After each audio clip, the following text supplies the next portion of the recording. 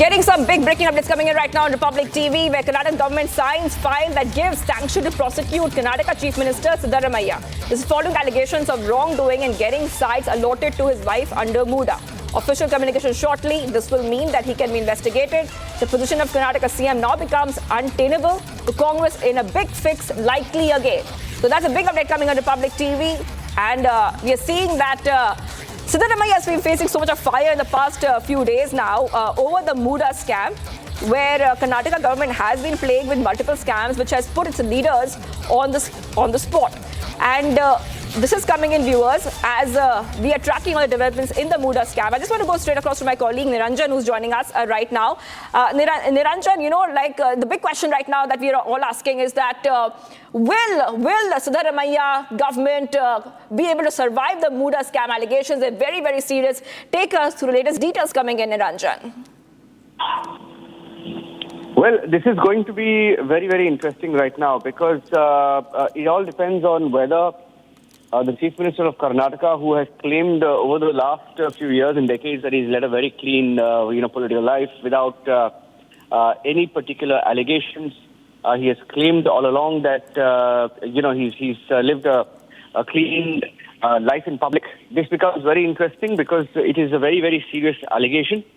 And the Congress party has been saying that even if the governor gives a sanction to prosecute, which in this case would specifically mean that the Karnataka Chief Minister will be tried. He will be investigated for the allegations of wrongdoing in the MUDA land scam, in which the allegation is that his wife was given land disproportionate to the land that they were due to receive. And this is prime land in Mysuru district of Karnataka. And this is prime land that they had received plots in exchange for, land that they had to give up in what was called the exchange scam, the exchange scheme. But it turned out to be a scam in this particular case. The governor, we hear, has gone ahead and given the sanction to prosecute. It's a story broken by Republic Kannada. I can tell you that the Congress had earlier, in a cabinet meeting, in the meeting of council, asked the governor not to go ahead and sign the file that allowed him to prosecute, the chief minister. They had passed a cabinet, order saying that the governor should listen to the advice of the council of ministers and not sign or give permission to prosecute the chief minister of Karnataka. And but that was not to be. There are different complaints in this particular regard. You had an activist who had gone to the governor and petitioned the governor, based on which the complaint was filed. There was also a private complaint that was filed against the Chief Minister of Karnataka. And so it becomes interesting now because his position is untenable, and that is the most important aspect, Shivangi, because he will be investigated directly.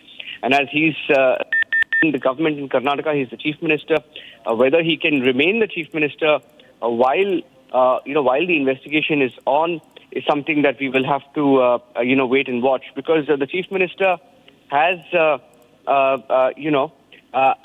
been meeting the governor. He's met the governor in the past, and we believe that he shared a few documents with him as well. Thawar and Gehlot is the Karnataka governor, and he's acted on the complaint that was lodged by a social activist. There were several complaints filed. There was another, complaint that was filed by a social activist on the 13th of August.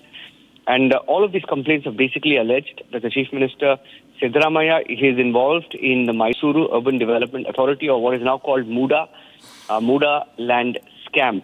And both these people, Snehamayi, Krishna, who's a social activist, and the other activist called C.J. Abraham, they've been, they have supported their claims with documents, and they were also live on Republic Kannada a few days back, with the details of why Siddaramaiah's position is now untenable. Now, prospects of him continuing as the Chief Minister look very bleak. The Congress High Command has also taken note. They have called Siddaramaiah in the past, along with D.K. Kumar, the Deputy Chief Minister, to Delhi to take stock of this entire situation and whether this was going to blow up on them. They were hoping it wouldn't, but I think it's safe to now say that the Chief Minister of Karnataka, his position becomes untenable. Whether he will continue as the Chief Minister is the big question now, because even within the government, there have been rumblings about how this has come to embarrass them in a big way. The allegations not just of the Chief Minister and MUDA, but also if you look at the Valmiki scam, where, there in that particular case, the finance minister is also Siddaramaiah in the state, and funds were stolen from the treasury. So they were rocked by different scams.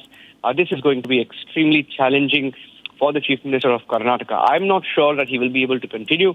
It is a significant blow already to the Chief Minister, both personally and professionally, and for what many saw as brand Siddaramaiah, Right. because he always claimed that he had a clean record, but now that he will be investigated, and chances are that he will be found guilty as well. Now, this is what we understand, going by the papers, going by the claims that are being made.